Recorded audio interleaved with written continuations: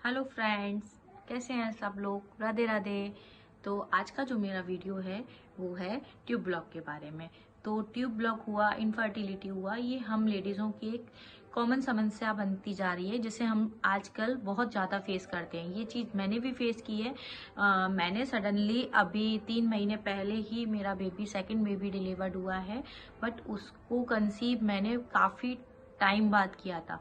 और कंसीव करने के लिए मैंने बहुत सारी ऐसी चीजें करी जिसके बाद मुझे उसका पॉजिटिव रिजल्ट मिला, क्योंकि मुझे भी ट्यूब बंद थे, मेरे दोनों साइड के ट्यूब ब्लॉक थे। जब मैंने सेकंड प्रेगनेंसी कंसीव करने के लिए ट्राई किया तो मैंने 6 मंथ तक खुद से ट्राई किया बट नहीं हुआ। जब फिर मैंने डॉक्टर को दिखाया और डॉक्टर ने मेरा HSG टेस्ट कराया तो मेरे दोनों साइड के ट्यूब बंद थे।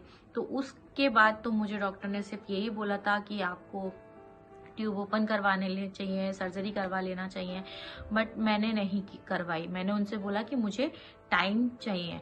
तो जो भी आजकल की महिलाएं हैं वो घबराएं नहीं। जिनके भी ट्यूब ब्लॉक हैं वो आराम से टेंशन फ्री रहें, माइंड अपना बिल्कुल रिलैक्स रखें, स्ट्रेस ना लें। अगर वो स्ट्रेस लेंगी तो उनके ट्यूब ब्लॉक होंगे ही होंगे, क्योंकि ट्यूब ब्लॉक होने का सबसे मेन रीजन स्ट्रेस होता है। क्योंकि हमारे अंदर जो हार्मोन्स होते हैं उनसे स्ट्रेस का एक हार्मोन्स रिलीज होता है, और जब वो रिलीज होता है तो वो अगर ज्यादा मात्रा में रिलीज होता है तो हमारे ऑर्गन्स को इफेक्ट करता ही करता है।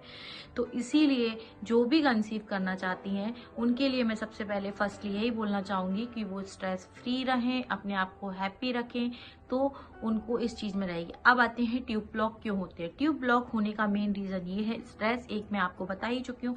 दूसरा रहता है कि हम लोगों को यूटीआई इन्फेक्शन बहुत होता है।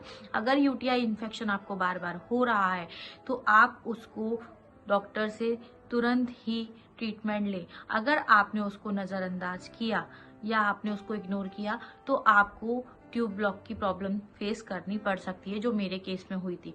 मुझे यूटीआई फर्स्ट बेबी के बाद, तो मेरा जब फर्स्ट बेबी डिलीवर्ड हुआ तो उसके बाद से ही मुझे यूटीआई इन्फेक्शन की प्रॉब्लम बार बार होने लगी। तो मैंने इतना ध्यान भी नहीं दिया था क्योंकि मुझे नहीं पता था कि ये ट्यूब ब्लॉक होते हैं। फिर मुझे जब सेकंड बेबी कंसीव करना था और मुझे कंसीव नहीं हो रहा था तो मैंने फिर डॉक्टर से कंसल्ट किया, तो उन्होंने मुझे इस बारे में बताया कि आपको यूटीआई इन्फेक्शन के कारण ट्यूब की ब्लॉकेज हो गई है। तो उन्होंने जब मेरा HSG टेस्ट कराया तो उसमें दोनों साइड की ट्यूब ब्लॉक आई थी। फिर उसके बाद मैंने डॉक्टर से ट्रीटमेंट लिया, बट मैंने अपना घरेलू ट्रीटमेंट भी किया है। घरेलू ट्रीटमेंट में मैं सबसे पहले जो इफेक्टिव है मेरे लिए, जिसे मैं सबसे ज्यादा मानती हूँ, वो है मेरा लौंग का पानी। मैं रात को 2 लौंग 1 ग्लास वाटर में उसको रात भर के लिए छोड़ती थी और सुबह मॉर्निंग में सबसे पहले मैं उसको पीती थी, बेड पर ही बैठे बैठे। देन उसके बाद मैं अपना जो मेरी योगा एक्सरसाइज थी वो शुरू की। देन उसके बाद मेरी सीट साइकिलिंग को अपनाया। जैसे मैंने सबसे पहले सीट साइकिलिंग की, जैसे हमारा जब पीरियड स्टार्ट होता है तो उसको 2 फेसेस में डिवाइड किया जाता है। ठीक है, किसी का अगर 30 डेज का है तो 15 डेज डिवाइड करेंगे, और किसी का 28 डेज का है तो उसे 14 डेज में हम डिवाइड करते हैं। तो मेरा 28 डेज का था तो मैं 14 डेज में मैंने उसको डिवाइड किया।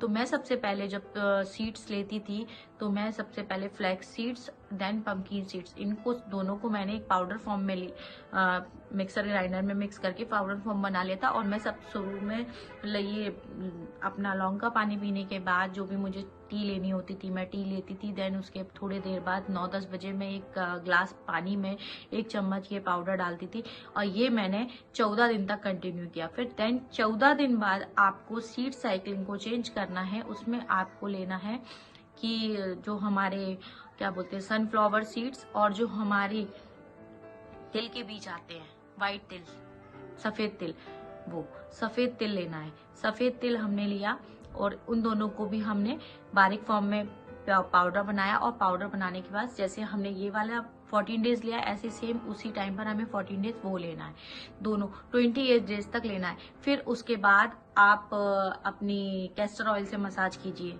मेन इफेक्टिव रात को सोने से पहले।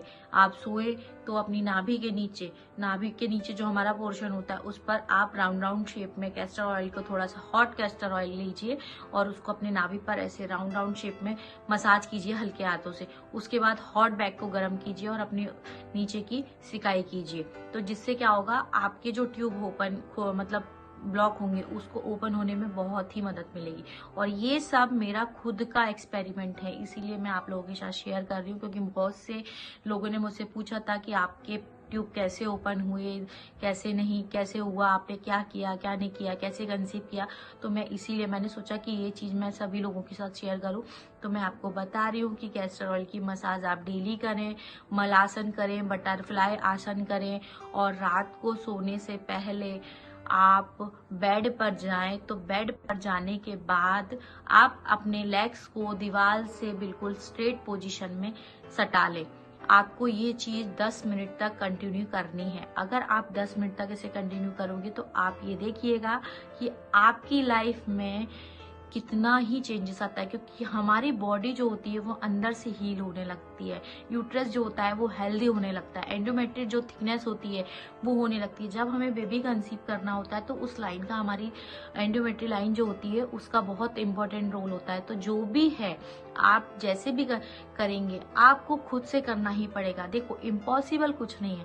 जब मैं कर सकती हूँ, क्योंकि मैं एक मतलब आप ये मानिए मैं जॉइंट फैमिली में रहती हूँ, मेरे साथ सभी लोग हैं, मेरे फादर इन लॉ है, मदर इन लॉ है, ब्रदर इन लॉ है, और सभी ऑलमोस्ट हैं, मेरे बच्चे हैं 2 छोटे छोटे। और उसके बाद मैं जॉब भी करती हूँ, तो मैं टीचिंग करती थी उस टाइम पर, सोचिए आप। तो मैंने कंसीव भी किया। सुबह मैं 5:30 बजे उठती थी और साथ में फिर मैं अपने बच्चों को तैयार करती थी। देन उसके बाद योगा करना, सब कुछ करना, फिर जॉब पर जाना। तो जब मैं कर सकती हूँ तो आप लोग भी कर सकते हैं। और ये मेरी देन उसके बाद आप मुझे बताइएगा कि आप किस किस को मेरी ये रेमेडी से इफेक्ट हुआ है, किस किस को रिजल्ट अच्छे मिले हैं। और हो सके तो मुझे सपोर्ट करें। आगे मैं आपके लिए इफेक्टिव वीडियोस डालती रहूंगी। मैं अपनी प्रेगनेंसी जर्नी भी आगे शेयर करूंगी। तो आप मुझे सपोर्ट करें, like and subscribe please my channel.